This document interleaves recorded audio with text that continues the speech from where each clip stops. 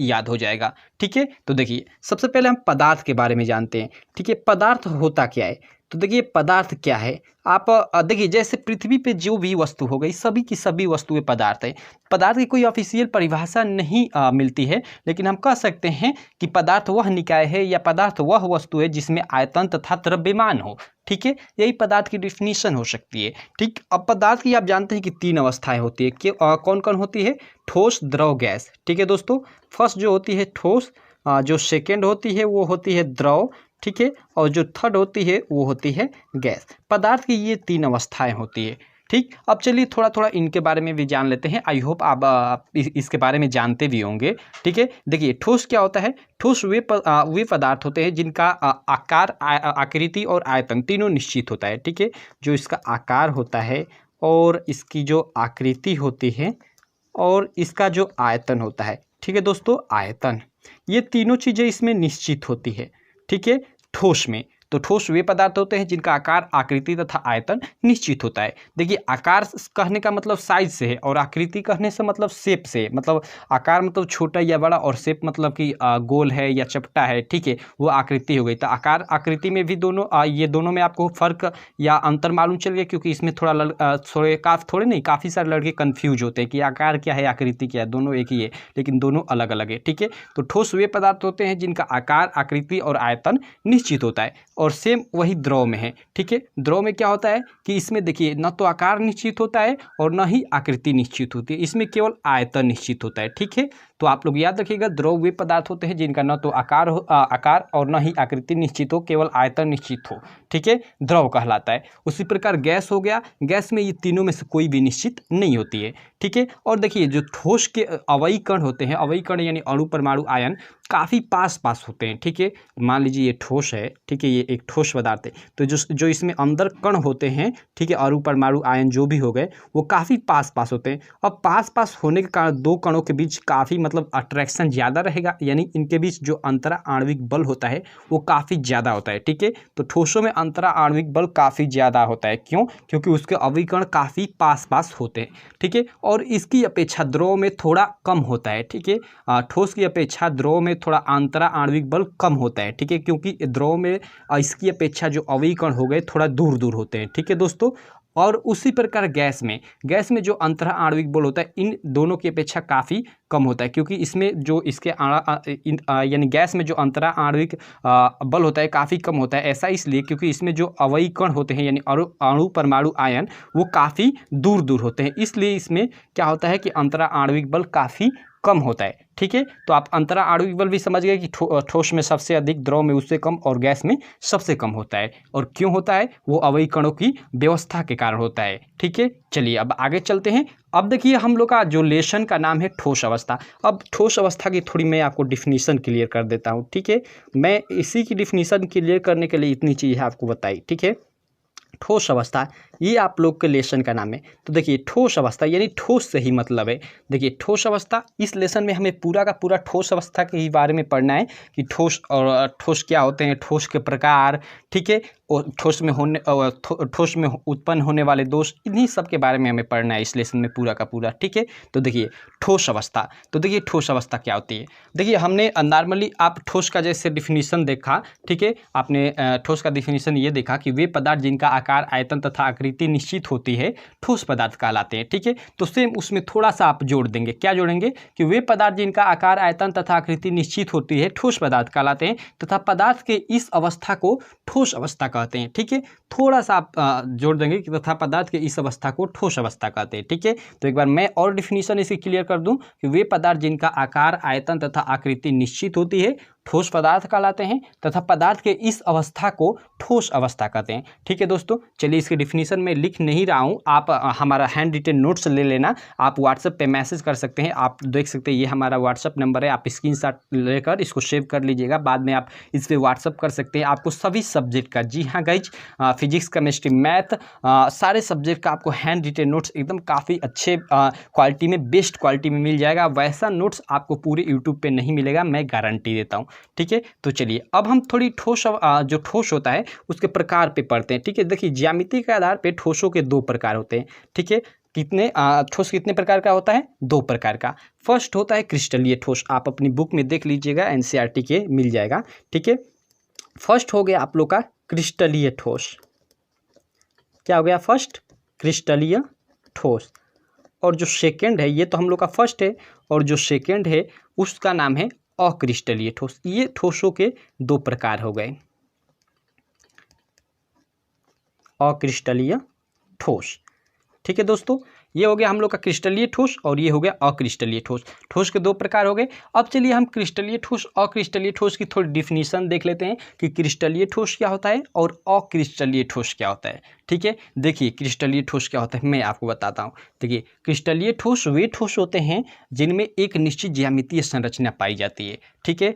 क्या होता है कि क्रिस्टलीय ठोस वे ठोस होते हैं जिनमें एक निश्चित ज्यामितीय संरचना पाई जाती है। और अक्रिस्टलीय ठोस की आप डिफिनीशन क्या देंगे कि अक्रिस्टलीय ठोस वे ठोस होते हैं जिनमें एक निश्चित या जिनमें निश्चित संरचना नहीं पाई जाती है, ठीक है। अब ये निश्चित ज्यामितीय संरचना और निश्चित ज्यामितीय संरचना नहीं पाई जाती, इसका मतलब क्या है? सबसे पहले आपको यहाँ निश्चित ज्यामितीय संरचना समझ में नहीं आ रही होगी, तो चलिए मैं आपको क्लियर करता हूँ। देखिए जैसा कि क्रिस्टलीय ठोस का डिफिनीशन है, परिभाषा है कि क्रिस्टलीय ठोस वे ठोस होते हैं जिनमें एक निश्चित ज्यामितीय संरचना पाई जाती है। एक निश्चित ज्यामितीय संरचना, इसका मतलब क्या है? तो देखिए मैं आपको एक उदाहरण लेता हूँ। लाइक जैसे आप दीवार ले लीजिए, दीवार बनती है तो मान लीजिए ये ईंट हो गया, इस तरह ईंट को पहले नीचे फिर उसके ऊपर एक निश्चित क्रम में, इस तरह एक निश्चित क्रम में इसको बैठाया जाता है, ठीक है। एक निश्चित क्रम में इस तरह मतलब इसको रखकर एक दीवार तैयार की जाती है, ऐसा होता है। तो इसी को हम बोलते हैं एक निश्चित ज्यामितीय संरचना, मतलब एक निश्चित क्रम में, ठीक है, एक निश्चित व्यवस्था में, ठीक है। तो जो जितने भी क्रिस्टलीय ठोस है उनमें एक निश्चित व्यवस्था होती है। तो आप लोग आई होप निश्चित ज्यामितीय संरचना का मतलब समझ गए होंगे, ठीक है। और वहीं जितने भी अक्रिस्टलीय ठोस होते हैं, ठीक है, और चूंकि मैंने यहाँ ईंट मतलब ईंट का उदाहरण लिया, ठीक है। क्रिस्टलीय ठोस में आपके अणु परमाणु आयन एक निश्चित व्यवस्था में रहते हैं, ठीक है, क्योंकि उसमें तो ईंट नहीं ना होगा, ठीक। तो चलिए वहीं सेम यहाँ अक्रिस्टलीय ठोस में क्या होता है कि इसके अवयवी कण एक निश्चित मतलब ज्यामितीय संरचना में नहीं होते, यानी इधर के उधर अंड का शंड इधर उधर कहीं का कहीं होते हैं, ठीक है। तो वही कहा जा रहा है कि अक्रिस्टलीय ठोस वे ठोस होते हैं जिनमें कोई निश्चित ज्यामितीय संरचना नहीं होती है। तो आई होप क्रिस्टलीय ठोस और अक्रिस्टलीय ठोस में अंतर आपको, या अंतर बोलूँ तो यहाँ डिफिनीशन एकदम इसका अच्छे से क्लियर हो गया होगा। देखिए कभी कभी आपको क्रिस्टलीय ठोस की ये भी डिफिनीशन मिल जाएगी कि क्रिस्टलीय ठोस वे ठोस होते हैं जिनमें दीर्घ परासीय व्यवस्था पाई जाती है, ठीक है। खासकर आपको क्वेश्चन बैंक में ये पढ़ने को मिलेगा कि क्रिस्टलीय ठोस वे ठोस होते हैं जिनमें दीर्घ परासीय व्यवस्था पाई जाती है। देखिए क्या कहा जा रहा है, दीर्घ परासीय व्यवस्था, इसको मैं लिखता हूँ, इस पर जोर देता हूँ क्योंकि सब लोग इसको नहीं बताएंगे। दीर्घ परासीय, परासी केवल लिखा जाता है, ठीक है, वही परासी या परासी व्यवस्था, ठीक है। और सेम यहाँ लघु, यहाँ लघु, ठीक है, लघु परासीय व्यवस्था, यानी क्रिस्टलीय ठोस वे ठोस होते हैं जिनमें दीर्घ परासीय व्यवस्था पाई जाती है। इस तरह से भी डिफिनीशन आप लिख सकते हैं। और अक्रिस्टलीय ठोस में अक्रिस्टलीय वे ठोस होते हैं, अक्रिस्टलीय ठोस वे ठोस होते हैं जिनमें लघु परासीय व्यवस्था पाई जाती है। अब देखिए दीर्घ परासीय व्यवस्था का मैं थोड़ा इसको मतलब आपको अच्छे से समझाता हूँ। देखिए दीर्घ परासीय व्यवस्था का मतलब क्या है, कहने का मतलब क्या है। देखिए लाइक आपने देखिए यहाँ एक दीवार बनाई, मतलब ये ईंट के ऊपर ईंट, ईंट के ऊपर ईंट, ईंट के ऊपर, यानी एक निश्चित क्रम में रखने पर एक लंबी, मतलब चाहे तो आप काफ़ी लंबा दीवार बना सकते हैं, ठीक है। और वहीं अक्रिस्टलीय ठोस में अगर चाहें कि इधर उधर मतलब ईंट रखकर, इधर उधर ईंट रखकर दीवार लंबा बनाएं तो नहीं बनेगा, ढह जाएगी दीवार। इसका मतलब कि इसमें हम लोग का लंबी दीवार जा सकती है, तो इसीलिए इसको दीर्घ परासीय व्यवस्था कहा गया है कि क्रिस्टलीय ठोस में दीर्घ परासीय व्यवस्था होता है। और इसमें क्या होता है कि लघु परासीय व्यवस्था होता है, छोटा ही होता है, इसमें बड़ा नहीं हो सकता। तो दीर्घ परासीय व्यवस्था और लघु परासीय व्यवस्था कहने का यही मतलब है। आई होप आप लोग को अच्छे से क्लियर हो गया होगा। ये सब काफ़ी लोग डिफाइंड इसको नहीं करते कि दीर्घ परासीय व्यवस्था का मतलब क्या है, केवल बता देते हैं कि इसमें दीर्घ परासीय व्यवस्था होता है, ठीक है। तो आई होप अब अगर आपको कोई पूछे कि दीर्घ परासीय व्यवस्था और लघु परासीय व्यवस्था का मतलब क्या है तो आप अच्छे से बता देंगे। तो चलिए अब आगे चलते हैं। अब आगे हम देखेंगे, देखिए क्रिस्टलीय ठोस और अक्रिस्टलीय ठोस की डिफिनीशन हो गई। क्रिस्टलीय ठोस अक्रिस्टलीय ठोस की डिफिनीशन आप 2 प्रकार से दे सकते हो जो आपको आसान लगे। कि देखिए क्रिस्टलीय ठोस वे ठोस होते हैं जिनमें निश्चित ज्यामितीय संरचना पाई जाती है, ठीक है। और आगे ये भी जोड़ सकते हो कि इनमें अवयवी कण अणु परमाणु आयन होते हैं, या इस तरह से भी इसकी डिफिनीशन देख सकते हो कि क्रिस्टलीय ठोस वे ठोस होते हैं जिनमें दीर्घ परासीय व्यवस्था पाई जाती है। सेम यहाँ भी अक्रिस्टलीय ठोस वे ठोस होते हैं जिनमें निश्चित ज्यामितीय संरचना नहीं पाई जाती। या एक और प्रकार से आप लोग इसकी डिफिनीशन दे सकते हो कि अक्रिस्टलीय ठोस वे ठोस होते हैं जिनमें लघु परासीय व्यवस्था पाई जाती है। ठीक है, चलिए अब हम आगे चलते हैं। आगे हम देखेंगे क्रिस्टलीय ठोस और अक्रिस्टलीय ठोस में अंतर, क्योंकि आपको क्रिस्टलीय ठोस अक्रिस्टलीय ठोस की डिफिनीशन मैंने बता दी। अब चलिए थोड़ा इनमें हम अंतर देख लेते हैं। अंतर देखिए, हम गुण के आधार पर देखेंगे तो हम 3 खाने बना लेते हैं। इधर सबसे पहले मैं गुण बना लेता हूँ, गुड़, और इधर क्रिस्टलीय ठोस। ये रहा हम लोग का क्रिस्टलीय ठोस का खाना। ठीक है, चलिए इसको मैं शॉर्ट में लिख देता हूँ। और इधर ये हम लोग का रहा अक्रिस्टलीय। ठीक है, ये हम लोग का अक्रिस्टलीय ठोस। ये हमने 3 खाने बना लिया। अब चलिए इसको थोड़ा गुण के आधार पे डिफाइन करते हैं। लाइक सबसे पहला हम गुण आकार लेते हैं। अगर हम पहला गुण आकार लेते हैं, यानी हमें आकार के आधार पे इन दोनों में अंतर बताना है, क्रिस्टलीय ठोस और अक्रिस्टलीय ठोस में। ठीक है, तो देखिए क्रिस्टलीय ठोस का जो आकार होता है निश्चित ज्यामितीय आकार होता है, जैसा हमने डिफिनीशन में भी पढ़ा कि इनमें एक निश्चित ज्यामितीय संरचना होती है। तो यानी इनका एक निश्चित ज्यामितीय आकार होता है और इनका कोई भी निश्चित ज्यामितीय आकार नहीं होता, यानी ये असमान आकृति के होते हैं। तो आई होप आप लोग दोनों लिख लोगे। ठीक है, आप नोट्स हमारा ले लीजिएगा। ठीक है, उसमें मैं काफ़ी अच्छे से एकदम लिखा हुआ हूँ, आप उससे याद कर सकते हैं। जो भी मैं बता रहा हूँ सब कुछ अपने नोट्स में काफ़ी अच्छे से लिखा हूँ। आप व्हाट्सएप पे मैसेज कीजिएगा, ऊपर आपको नंबर दिया हुआ था 85 42 86 64 46, वो मेरा व्हाट्सएप नंबर है या कॉलिंग नंबर भी है, कॉल भी कर सकते हैं आप और जानकारी ले सकते हैं। उसमें आपको सैंपल भी दिखा दूंगा। ठीक है, तो आकार के आधार पर क्लियर हो गया। आकार यहाँ लिखेंगे, उसके बाद क्रिस्टलीय ठोस में लिखेंगे कि इनका एक निश्चित ज्यामितीय आकार होता है। उदाहरण के तौर पे आप सोडियम ले सकते हैं। सोडियम का एक निश्चित ज्यामितीय आकार होता है, हर Na के चारों तरफ Cl, हर Cl के चारों तरफ Na होता है। और अक्रिस्टलीय ठोस में ये असमान आकृति के होते हैं, जैसे में आप रबड़ लिख सकते हो। आप याद रखना, रबड़ अक्रिस्टलीय ठोस का एक काफ़ी अच्छा उदाहरण है और क्रिस्टलीय ठोस का NaCl यानी सोडियम क्लोराइड एक काफ़ी अच्छा उदाहरण है। ठीक है, ये तो हम लोग का फर्स्ट हो गया। चलिए अब सेकंड हम लेते हैं। सेकंड हम अंतर लेते हैं। ठीक है, सेकंड हम अंतर लेते हैं किसके आधार पे? सेकंड हम अंतर लेंगे आप लोग का गलनांक के आधार पे। आप लोगों ने गलनांक का नाम सुना होगा। ठीक है, गलनांक क्वथनांक तो आप शुरू से ही पढ़ते आ रहे हो। तो गलनांक देखिए, गलनांक के आधार पे हम अगर लेते हैं अंतर, तो देखिए ये क्या होता है कि इनमें क्रिस्टलीय ठोस में क्या होता है कि ये एक निश्चित तापमान पर पिघलते हैं, यानी क्रिस्टलीय ठोस का एक निश्चित गलनांक होता है। ठीक है, ये एक निश्चित तापमान पे क्या होता है कि पिघलते हैं। तो आप यहाँ पे लिख सकते हो कि क्रिस्टलीय ठोस एक निश्चित तापमान पे पिघलते हैं। ठीक है, और यहाँ आप अक्रिस्टलीय ठोस में क्या लिखोगे कि ये ताप के एक परास में धीरे धीरे नरम पड़ते हैं। ठीक है, यानी इसका कोई गलनांक निश्चित नहीं होता है, परास होता है कि मान लीजिए 120 से 130 के अंदर ये मतलब ये पदार्थ धीरे धीरे नरम पड़ेगा, धीरे धीरे गलेगा। और ये भी निश्चित नहीं होता है कि 120 से 130 के ही बीच, ये भी निश्चित नहीं होता है। ठीक है, तो ये लिख दोगे। तो आप गलनांक में लिखोगे क्रिस्टलीय ठोस में कि ये एक निश्चित तापमान पर पिघलते हैं, और इसमें लिख दोगे कि ये ताप के एक परास में धीरे धीरे नरम पड़ते हैं। ठीक है दोस्तों, तो गलनांक के आधार पर दोनों में अंतर क्लियर हो गया। फिर से मैं आपको एक बार कह रहा हूँ कि आप हमारा नोट्स ले लीजिएगा, उसमें मैंने काफ़ी अच्छे से इसको सब कुछ लिखा हुआ है। देखिए यहाँ पे मैं लिख एक एक चीज़ें बताऊँ तो काफ़ी टाइम वेस्ट होगा, आपका भी और मेरा भी। ठीक है, तो चलिए अब थर्ड अंतर देख लेते हैं। थर्ड अंतर हम देखेंगे, आप लोग का जो थर्ड अंतर है वो देख लेते हैं विदलन गुण के आधार पे। विदलन, आप लोग विदलन का नाम सुन रहे होंगे तो कुछ पता नहीं चल रहा होगा कि विदलन मीन्स क्या होता है। तो मैंने इसको अपने नोट्स में काफ़ी अच्छे से लिखा हुआ है विदलन, और यहाँ क्वेश्चन में कर करके क्या इसका मतलब है। तो देखिए विदलन मतलब काटने का गुण। ठीक है, विदलन मीन्स काटने का गुण। ठीक है, तो उसी के आधार पर हम यहाँ इसका मतलब इसमें अंतर देखेंगे। देखिए क्या होता है कि तेज धार वाले औजार से काटने पर यह 2 टुकड़ों में विभक्त हो जाता है। कौन? क्रिस्टलीय ठोस। ठीक है, क्रिस्टलीय ठोस क्या होता है कि तेज धार वाले किसी भी हथियार से काटने पर 2 भागों में विभक्त हो जाता है, और जो नई सतह प्राप्त होती है, मान लीजिए यहाँ से इसको हम कोई भी चीज़ उसको काटेंगे तो 2 अलग अलग भागों में बढ़ जाएगा, और जो नई कटी हुई सतह प्राप्त होगी वो चिकनी एवं सपाट होगी। ठीक है, चिकनी होगी एकदम। लेकिन सेम यहाँ ये नहीं होता है। अगर हम इसको काटते हैं तो जो नई सतह प्राप्त होती है वो खुरदुरी होती है। ठीक है दोस्तों, तो ये अंतर है क्रिस्टलीय ठोस और क्रिस्टलीय ठोस में। जैसे आप इसमें NaCl सोडियम का उदाहरण आप जानते हो कि अक्रिस्टलीय ठोस में सोडियम सबसे अच्छा उदाहरण है। अगर आप सोडियम को काटते हो तो देखिएगा उसका सतह एकदम प्लेन, एकदम सपाट रहेगा। और अक्रिस्टलीय ठोस में जैसा कि मैंने रबड़ बताया, आप रबड़ को काटेंगे तो देखिएगा उसका सतह जो होता है कटा हुआ एकदम उबड़ खाबड़। जैसे आप लोग जो रबड़ वो मतलब पेंसिल से लिखते हो, उसको मेटकाने में यूज करते हो, ठीक है, उसी रबड़ को आप पत्ती मतलब पत्ती या किसी ब्लेड या तो जो भी चीज़ें हो गई काटने की चीज़, उससे काट कर देखिएगा उसका जो सतह होगा ना प्लेन नहीं होगा, खुरदुरा टाइप का होगा। तो ये अंतर हो गया विदलन गुण के आधार पे, ठीक है, विदलन यानी काटने का गुण के आधार पे। चलिए अब अगला हम अंतर देख लेते हैं। अगला हम लोग का गलन एंथैल्पी। आप गलन एंथैल्पी का नाम सुने होंगे, ठीक है, मैं लिख भी देता हूँ यहाँ गलन एंथैल्पी। रुकिए इसको मैं आगे बढ़ा देता हूँ। ओके, चौथा अंतर हम देखते हैं गलन एंथैल्पी के आधार पे। गलन एंथैल्पी, देखिए गलन एंथैल्पी का मतलब क्या है, इसका भी एक निश्चित ताप ही है सेम गलनांक की तरह, लेकिन इसमें एक परास होता है, ठीक है, एक ताप का एक परास होता है कि 120 से 130, ठीक है, एक निश्चित परास होता है। तो देखिए जो इनकी क्रिस्टलीय ठोस की जो गलन एंथैल्पी होती है वो निश्चित होती है।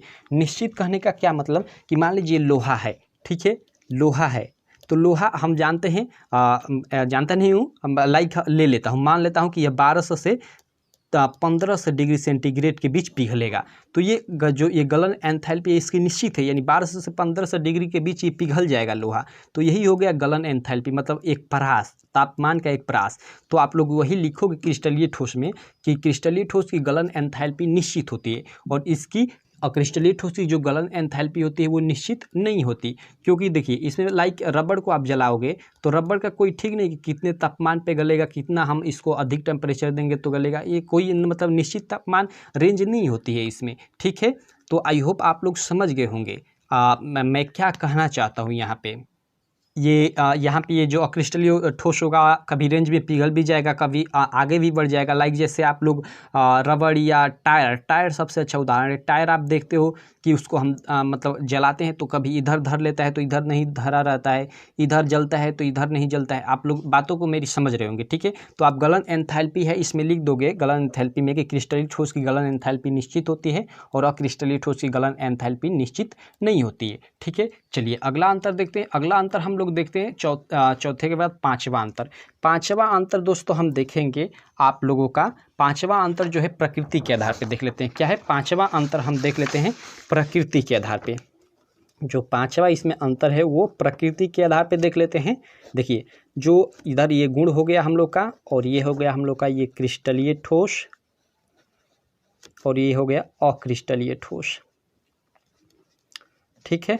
देखिए प्रकृति के आधार पर प्रकृति, तो देखिए प्रकृति जो क्रिस्टलीय ठोस होते हैं वो वास्तविक ठोस होते हैं, ठीक है। क्रिस्टलीय ठोस को ही वास्तविक ठोस कहा जाता है, ठीक है दोस्तों। और जो अक्रिस्टलीय ठोस होते हैं इनको आभासी या अतिशीतित द्रव कहा जाता है। तो आप लोग याद रखिएगा, यहाँ प्रकृति में आप लोग लिख दोगे, उसके बाद लिख दोगे कि क्रिस्टलीय ठोस वास्तविक ठोस होते हैं और इधर आप लोग लिख दोगे अक्रिस्टलीय ठोस में कि अक्रिस्टलीय ठोस आभासी ठोस अथवा अतिशीतित द्रव कहलाते हैं या होते हैं, ठीक है। अगला हम देख लेते हैं। अगला अंतर हम देखेंगे, ये हम लोग का पांचवा हो गया और ये छवा हम अंतर देख लेते हैं। छवा अंतर हम देखेंगे अवयवी कणों की व्यवस्था, ठीक है। क्या लिखेंगे, अवयवी कणों की व्यवस्था, ठीक है। देखिए अवयवी कणों की व्यवस्था, तो हमने जैसे क्रिस्टलीय ठोस और अक्रिस्टलीय ठोस की परिभाषा में ही देखा कि जो क्रिस्टलीय ठोस होते हैं उनमें दीर्घ परासीय व्यवस्था होती है, ठीक है। तो हम लिख देंगे कि इनमें दीर्घ परासीय व्यवस्था होती है और इसमें लघु परासीय व्यवस्था होती है, ठीक है। तो क्रिस्टलीय ठोस में दीर्घ परासीय व्यवस्था होती है और अक्रिस्टलीय ठोस में लघु परासीय व्यवस्था होती है। ये आप लोग लिख दोगे तो इसमें फिर अवयवी कणों की व्यवस्था के आधार पे अंतर हो जाएगा, ठीक है। तो ये आपके 6 अंतर है। और एक अंतर आप लोग में है बुक में, आप लोग दैशिकता पे, ठीक है, दैशिकता इसको भी मैं समझा देता हूँ आपको। आप पाँच केवल याद कर लेंगे तो आपका काम हो जाएगा। मैं काफ़ी सारा 7 थे बता दिया, लेकिन आप 5 याद कर लीजिएगा, ठीक है। देखिए दैशिकता क्या होती है, देखिए ये क्या होता है कि क्रिस्टलीय ठोस विषम दैशिक होते हैं, ठीक है, और अक्रिस्टलीय ठोस समदैशिक होते हैं। अब विषम दैशिक ये क्या होता है, ये होता है विषम दैशिक और ये होता है समदैशिक, समदैशिक और विषमदैशिक, दैशिक मीन्स दिशा यानी समान, ठीक है। यानी देखिए विषमदैशिक और समदैशिक कहने का मतलब देखिए लाइक मैं NaCl का स्ट्रक्चर अगर आपको समझाऊं, ठीक है, लाइक देखिए चलिए NaCl का अगर स्ट्रक्चर मैं आपको समझाता हूं तो काफ़ी लेट होगा। देखिए आप लोग केवल याद रख लीजिएगा कि दैशिकता के आधार पे, ठीक है, कि क्रिस्टलीय ठोस विषम दैशिक होते हैं और अक्रिस्टलीय समदैशिक होते हैं। देखिए विषम दैशिक का एक उदाहरण मैं आपको दिखा देता हूँ। लाइक देखिए क्या होता है कि देखिए इसमें एक निश्चित क्रम में जो क्या होता है, देखिए लाइक मैं देखिए ये कोई स्कूल है, इसमें ये लाइन है, मान लीजिए 9 की है, ये 10 की है, ये 11 की है और ये 12 की है मान ली। तो अगर हम आगे से कोई व्यक्ति देखता है इसमें, ठीक है, या इधर से भी देखता है तो वो पहचान जाए कि ये 12 की है, ये 11 की, ये 10 की, ये 9 की लाइन है, रो है, ठीक है। लेकिन अगर यही सारे लड़के अगर भीड़ में हो, भीड़ में इधर उधर हो, तो उसको पहचानना मुश्किल हो जाएगा, ठीक है, कि कौन कहाँ का है। तो वही कह रहा है कि ये विषम दैशिक होते हैं और ये समदैशिक, यानी ये इधर हम लोग का इधर अगर इधर उधर भीड़ में हो जाए, ठीक है, तो ये समदैशिक हो गया, ठीक है। और ये विषमदैशिक यानी कहीं से भी देखे तो हमें पहचान में आ जाए कि ये 11 का है, ये 10 का है, यानी विषम अलग अलग हो गए, अलग अलग हमने डिफाइंड यहाँ पे कर दिया। यानी क्रिस्टलीय ठोस में हम क्या होता है कि इसके अवयवी कण क्या होते हैं, विषमदैशिक रूप में व्यवस्थित होते हैं, ठीक है। और इसमें समदैशिक रूप में हमने क्रिस्टलीय ठोस और अक्रिस्टलीय ठोस की डिफिनीशन बताई, तो उसमें भी इसको अच्छे से क्लियर किया। तो वही है, तो आप लोग केवल यही याद रखिएगा दैशिकता के आधार पर कि क्रिस्टलीय ठोस जो होते हैं विषमदैशिक होते हैं और अक्रिस्टलीय ठोस समदैशिक होते हैं, ठीक है। आई होप आप लोग को क्लियर हो गया होगा। समदैशिक प्रकृति ये प्रदर्शित करते हैं और ये विषमदैशिक प्रकृति प्रदर्शित करते हैं। तो बस इस वीडियो में इतना ही। आगे मैं थोड़ी वीडियो की आप लोग को हिंट दे देता हूँ। अगली वीडियो में हम क्या करेंगे, देखिए अगली वीडियो में हमने इसमें क्रिस्टलीय ठोस पढ़ा, अक्रिस्टलीय ठोस पढ़ा, इसकी डिफिनीशन पढ़ा, ठीक है। और इसके बाद इसका हमने अंतर देखा इसमें दोनों में। आगे हम देखिए अक्रिस्टलीय ठोस को अब यहीं तक सीमित रह जाएगा, ये इसको छोड़ देंगे। आगे हम क्रिस्टलीय ठोस के बारे में पढ़ेंगे। अब देखिए आगे हम क्रिस्टलीय ठोस की डिफिनीशन जो होती है, आप लोग इसका डिफिनीशन देख लिए और इसको पढ़ोगे कि क्रिस्टलीय ठोस के 4 प्रकार होते हैं, ठीक है। आणविक ठोस, आयनिक ठोस, धात्विक ठोस, सहसंयोजक अथवा नेटवर्क ठोस, ये क्रिस्टलीय ठोस के 4 प्रकार होते हैं। आगे इसकी ही हम परिभाषा पढ़ेंगे आप लोग की। ये काफ़ी महत्वपूर्ण है, एग्जाम के दृष्टि से परीक्षा में आता है कि आणविक ठोस क्या होता है या आयनिक ठोस क्या होता है, इसकी डिफिनीशन पूछता है, ठीक है। तो अच्छे से इसका हम डिफिनीशन देखेंगे और काफ़ी सारी चीज़ें अगली वीडियो में हम देखेंगे। तो बस इस वीडियो में इतना ही। आई होप आप लोग को ये वीडियो अच्छी लगी होगी। अगर दोस्तों ये वीडियो अच्छी लगी तो चैनल को सब्सक्राइब करें, वीडियो को लाइक करें। और हाँ, अगर आप हमारा नोट्स लेना चाहते हैं तो आप हमें स्क्रीन पे दिए गए व्हाट्सएप नंबर पे मैसेज कर सकते हैं। तो बस थैंक यू।